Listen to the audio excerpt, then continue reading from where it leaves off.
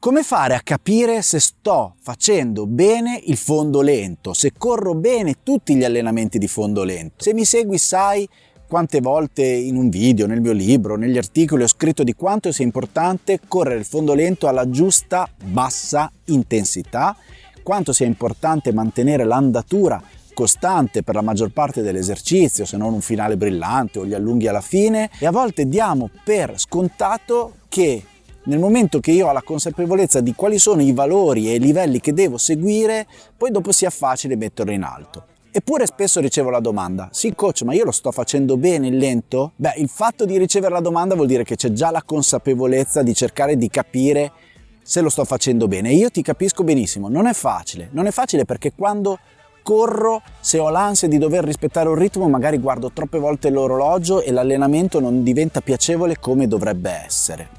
Allo stesso tempo non è facile perché se sento che le gambe girano, perché non dargli ragione? Perché non seguirle?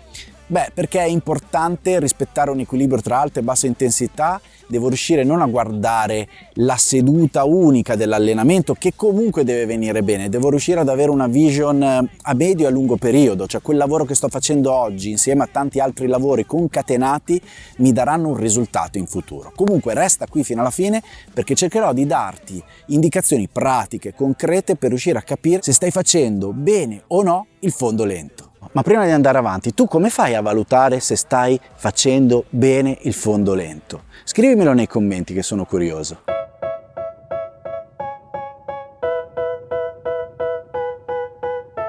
I parametri che possiamo utilizzare per capire se stiamo facendo bene il fondo lento sono più di uno.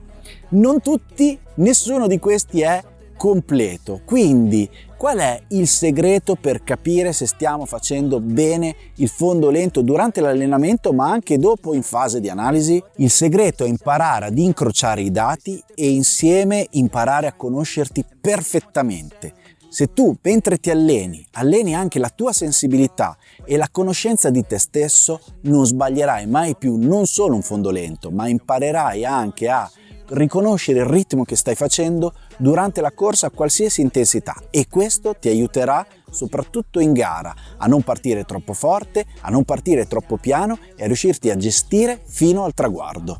Ma quali sono questi parametri? Beh, li conosci tutti, ma andiamoli a vedere velocemente. Intanto, in 30 secondi ti dico che cos'è il carico interno e il carico esterno.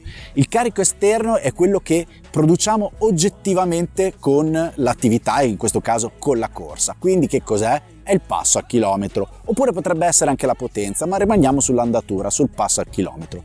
Il carico interno è quello che succede durante l'organismo e quindi è l'espressione dell'intensità durante l'esercizio fisico. E come può essere misurato? Beh, la frequenza cardiaca è uno di questi, la percezione dello sforzo, potrebbe essere anche la produzione del lattato, dell'acido lattico, ma diventa veramente difficile monitorarlo durante ogni allenamento, però ad esempio nei test viene utilizzato. Sai bene quindi che se usi ad esempio il passo al chilometro ci sta, rispetto alla velocità di riferimento, ne abbiamo parlato 1000 volte, correre dai 40 secondi a 1 minuto e 20 più lento di quella che è la tua media più o meno in un'ora di corsa tirato, in 10-12 km di allenamento, se vogliamo usare proprio il parametro più semplice. La frequenza cardiaca devi correre lento tra Z1 e Z2 se dividi i 5 zone, il che significa più o meno non superare l'80% della frequenza cardiaca massima. Come percezione dello sforzo esistono delle scale scientifiche, io ad esempio uso la scala di Borg 10 con le persone che alleno, in cui non devi superare una percezione dello sforzo tra lieve e al massimo moderato.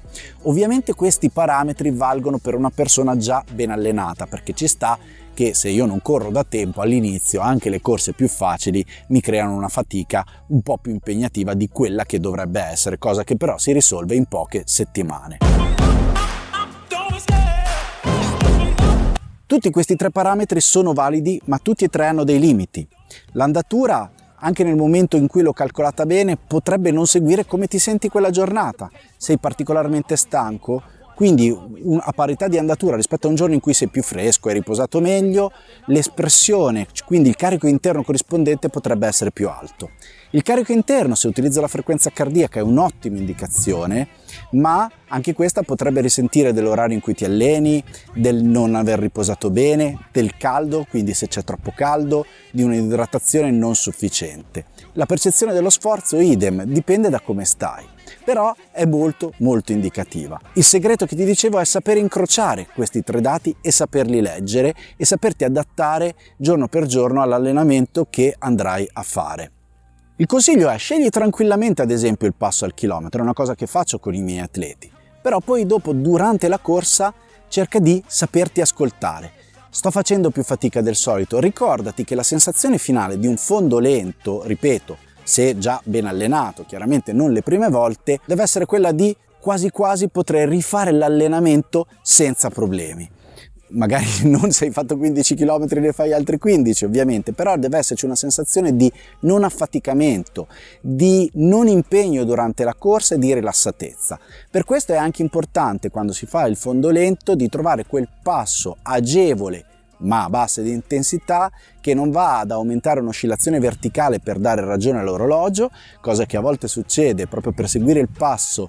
Io spingo in realtà come se andassi più veloce, ma aumento la componente verticale rispetto alla componente orizzontale, e bisogna soprattutto cercare una sensazione di rilassatezza, di decontrazione muscolare. Questa è la chiave fondamentale, non solo quando corri lento, ma a qualsiasi intensità tu correrai. Incrociare i dati, che cosa significa? Significa che finito l'allenamento, quando vuoi, quando sei più comodo, prendi i risultati dei tuoi dati e rifletti su come è andato l'allenamento per imparare ad aumentare la consapevolezza di te stesso. Prendi l'andatura, prendi il cardio, prendi la percezione dello sforzo. Inizia a utilizzare una scala scientifica, Borg 10, Borg 620, fatti una scala tua, però quella che ti propone il tuo orologio, di fatica, e inizia a confrontare diversi allenamenti. Intanto una cosa che puoi andare a valutare è se c'è stata o no la deriva della frequenza cardiaca. Che cos'è la deriva della frequenza cardiaca? Ne ho parlato già in un altro video nel canale di Runner 451 che puoi andare a recuperare.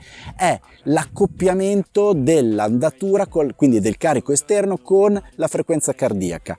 Praticamente a parità di velocità espressa dovresti mantenere costante la frequenza cardiaca. L'accoppiamento cosa significa? Che le due rette sono, diciamo, quasi parallele, hanno più o meno lo stesso andamento. Tu vai a prenderti proprio i grafici di allenamento, oppure vai a vedere i valori, insomma lo capisci. Se a parità di andatura la frequenza cardiaca inizia ad impennarsi, se questa, diciamo, differenza è si può fare anche un calcolo, ma diciamo andiamo proprio sul pratico, su quello che riusciamo a vedere visivamente. Se questa differenza inizia ad accentuarsi in maniera evidente, quindi c'è proprio un impennare della frequenza cardiaca, probabilmente in quel momento, anzi sicuramente in quel momento, è un fenomeno di deriva. Che cosa vuol dire? Che a parità di intensità espressa inizia a fare più fatica.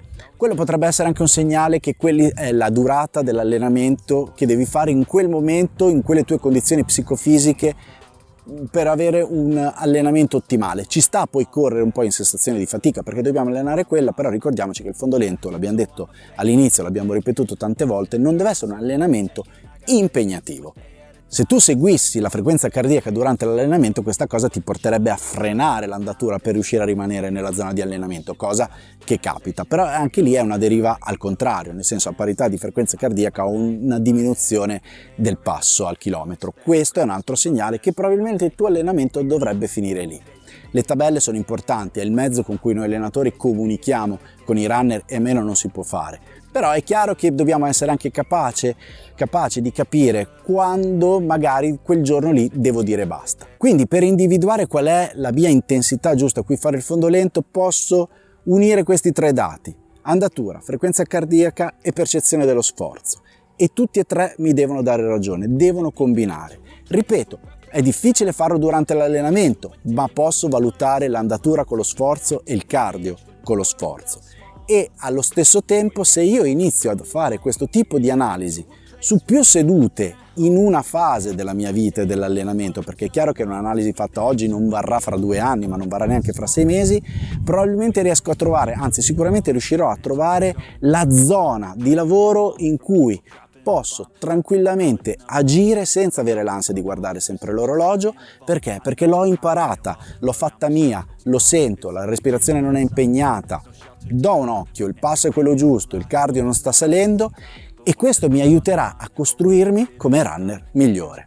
Ora, ci sono dei motivi che ci portano a sbagliare il fondo lento. Ti ringrazio per avermi seguito fino a qui, mi raccomando lascia un like e iscriviti. Dicevo, ci sono dei motivi che ci portano a sbagliare il fondo lento, che ho raccolto in un video brevissimo che puoi vedere subito dopo questo cliccando proprio qua. Buone corse!